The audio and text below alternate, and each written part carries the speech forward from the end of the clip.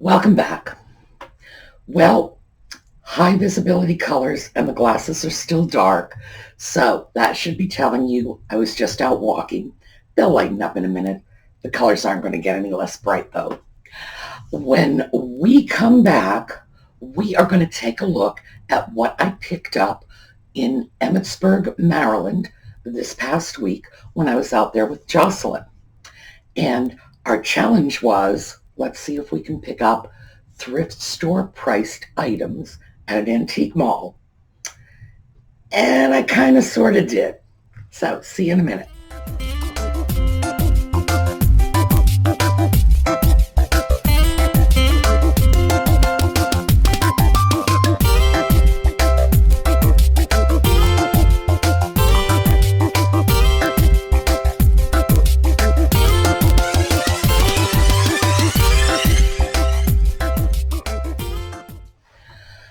Okay,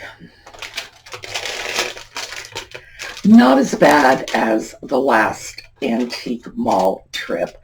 This one was $166.55.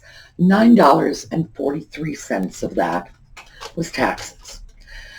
Emmitsburg is in Maryland, and Maryland does not accept resellers' tax ID numbers. Usually when Joss and I go in somewhere, we give them a tax ID number. We don't do this at places like Goodwill, but we will do this at larger venues that are more for-profit. Goodwill is not for-profit, so, we'll give them the extra tax money.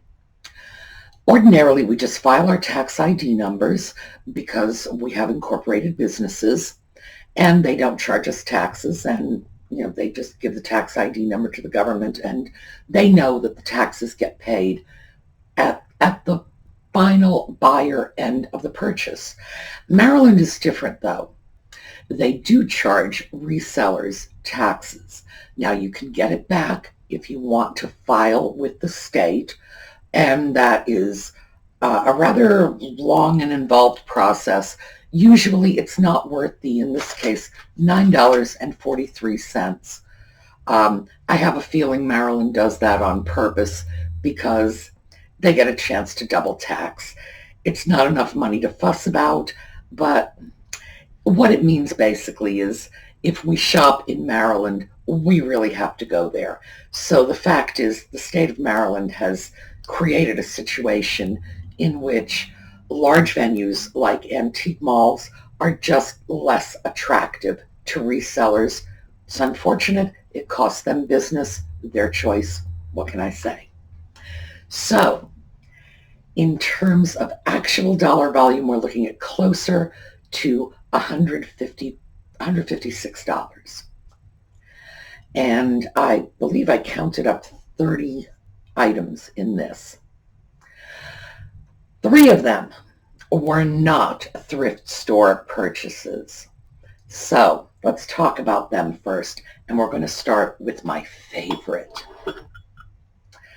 All right, let's take a look at this. It's a beautiful Nippon Tea Set. Here's the pot, and please note, the design goes right up into the lid. Here's our sugar bowl. Again, design goes right up into the lid. And where is our creamer? Here you are. Here's our creamer.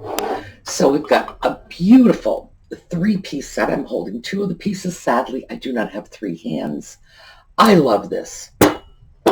We've got a sort of peachy pink and blue palm tree design. This is just stunning. And of course, it's Nippon, high quality, but also there is almost no wear on this. Nippon pieces like this are somewhere close to or in excess of 100 years old. So these are antiques, and to find antique pieces in this beautiful condition, ooh, $16. So thrift store prices, not exactly, but what kind of bargain was that for a piece like this? Now, I love it, because even though I've often said I was raised in New England, I spent large chunks of my childhood in Miami. And of course, a fair portion of my adulthood, a nice big chunk of time, in Puerto Rico. So I do miss the palm trees. And it's going to pain me to sell that, but I'm sure I'm going to. So that was $16, beautiful set. Found another one, Japan. And this one was $15. This beautiful teapot. It looks to me like cherry blossoms. Same colors, pink, white, blue.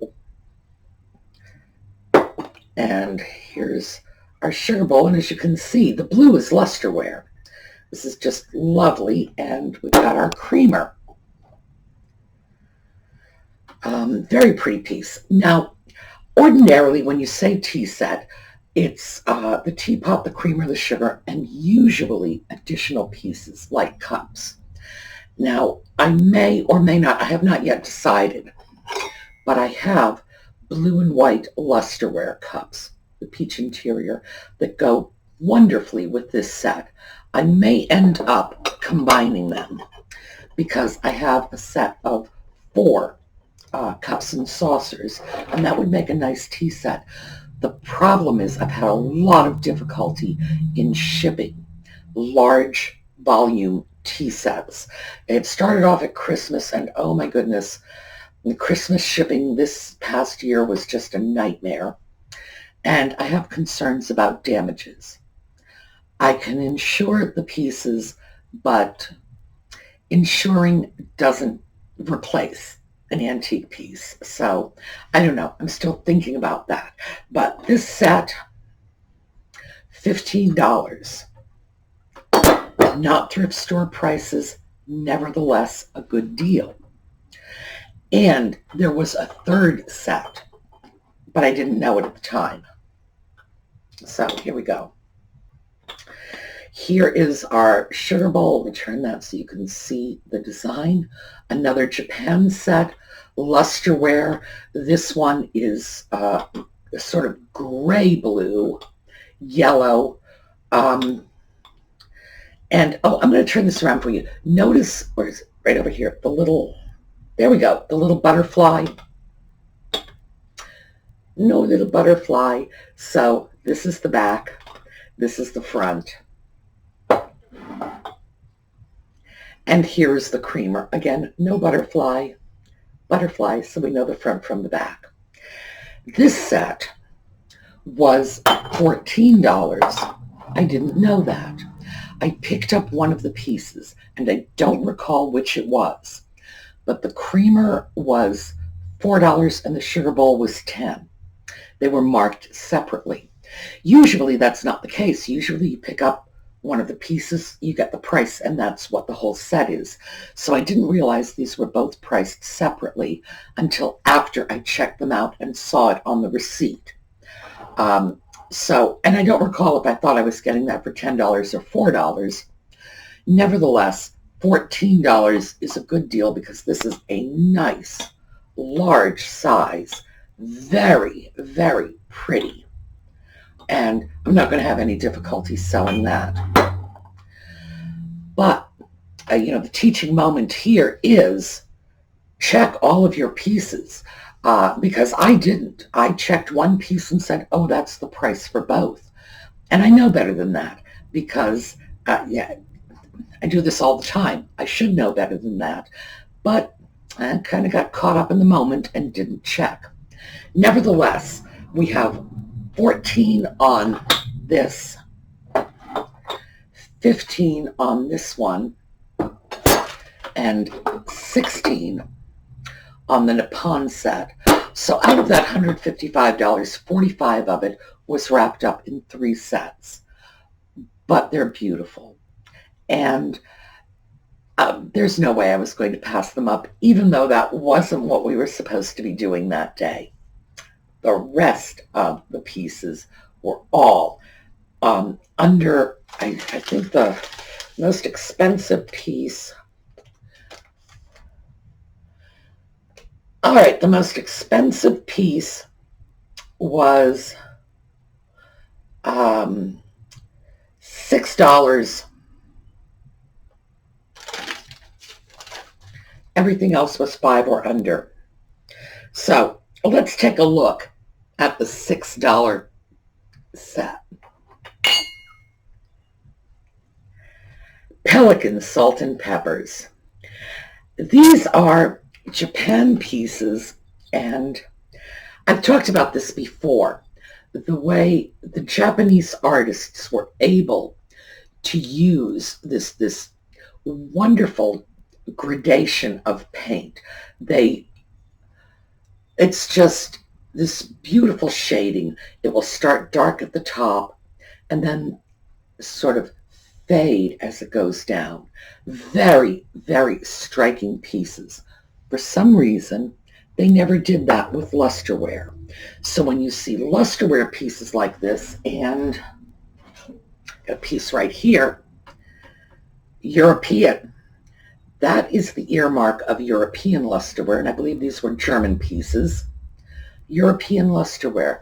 The Japanese, I don't know why they did not do that with their lusterware pieces, but they didn't. So really, really quick, down and dirty. You see paint with the nice gradation like that, Japanese. You see lusterware the same way, probably European, German, Bavarian, Austrian, Czech. Those were the ones who did it. So just file that away, and that will help you sort of decide what it is very, very quickly at a glance. So that is one set of pelicans. However, I have another set of pelican shakers. This dealer very kindly put their salt and pepper shakers in a baggie. So I'm going to take them out. I don't like them rattling around in a baggie. These are also Japan pieces, little pelican salt and peppers. And I actually find those really, really charming. Interesting salt and pepper shakers will always find a home. Always. But you want to see really interesting. From the same seller, as you can see, they're also in a baggie. Little, I believe they're crocodiles. I believe the way you tell alligators from crocodiles is that crocodiles have the rounded snout and alligators have the pointed snouts. So I'm going to have to go back online and find some old Steve Irwin videos just so I can be sure, or our Australian viewers can help me out here. Alligators or crocodiles? My guess is crocodiles. Very interesting little pieces. And as I say, these fun little salt and pepper shakers never fail to sell. And here, let's take a look at these. Unmarked. These are probably Japanese. These look very much like Japanese cats. So even though they're not marked, my guess is Japan. I don't know, they're funny. They've got little hats on them and little bows. They're just very, very cute. They need large corks. This one has a cork that will be removed. And as I'm sure you know, I had to pick up corks recently for a set of oversized shakers. And fortunately, I needed 3 corks for those oversized shakers, but I got them in a set of 6. So we're in business. Now, I do, in fact, buy corks in bulk because I get so many salt and pepper shakers, and I mean, look at the size of this and that teeny tiny cork. They all need to be replaced. The old corks deteriorate. They get stuck inside the shaker. It's very hard to get them out all in one piece, and frankly, because they're already deteriorating and they really need to be replaced, I mean, you just don't want to force someone to deal with whatever it is I'm pulling out of this. So I get corks in bulk. This, not even that big. This is another shaker I got. Just a large, lone pepper shaker, and this has an iris on it. Very pretty. It's Japan made, yes. Years ago, and you can see right behind me, there is a shelf on the top of the stove, and that's where these things went. They would have salt and pepper shakers, spices, whatever they needed up there. Just in order to cook, they would just grab and do it. It was very, very convenient. This is before people had the kind of built-in cabinets for their kitchen that we have today. They would have Hoosier cabinets, or they might not even have a handy flat surface adjacent to the stove. So while they were cooking, it was very convenient to have those flat surfaces nearby. So this is a nice old piece. One shaker, but what I have discovered recently is people don't have any problem buying one lone shaker. So keep that in mind. All right, let's take a look at this. This is a little Japanese orphan creamer, $3. The price tag is still on the bottom of this. All right, I'm sure you can see right away what prompted me to get this. This beautiful lusterware painting on it in orange, the flowers. This is so Art Deco. Gee, I'm sorry I don't have the creamer to go along with it, but a piece like this is probably not going to be used as a sugar bowl. This is probably going to end up on somebody's dresser, holding change, earrings, jewelry, whatever. For me, yes, probably earrings, because that's what I tend to lose and, take them off, stick them wherever, and I don't remember. So I don't mind little cash pots like that I can stick in the bedroom, in the bathroom, on my desk, whatever. But this is just beautiful. I mean, like I said, I would love to have the other pieces to this set. It's just so wonderfully deco. We've got green and orange against the white. It's just stunning. So that's an interesting piece. I will not have any trouble disposing of that. Here's another lusterware piece. Now, the receipt tells me this is a vinegar pitcher. I honestly don't know if that is true. It's a lusterware pitcher. It's clearly European. It has a little lid. As you can see, the lid just slides right in here. And they tied the lid on with a string. I left the string because I don't want to misplace that little lid. I don't know if this is a vinegar pitcher. It is some kind of small lusterware pitcher. It's very nice. It's hand-painted. As I say, probably European. Again, it was under $5. At a price point of under $5, I'm not going to have any difficulty finding a home for that. It's not priced so high that I can't recover my costs and put a little extra.